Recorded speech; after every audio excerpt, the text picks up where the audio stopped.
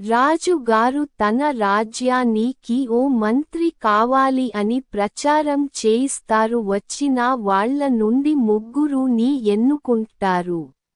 మీరు ముగ్గురు అక్కడ ఉన్న గోనె సంచులు తీసుకోండి. అడవికి వెళ్లి వాటి నిండా పండ్లు తీసుకురండి.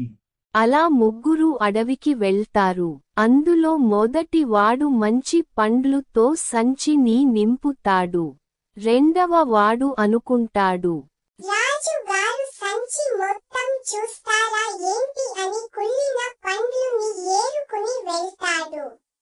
మూడవ వాడు రాజుగారు పైనవి మాత్రమే చూస్తారు.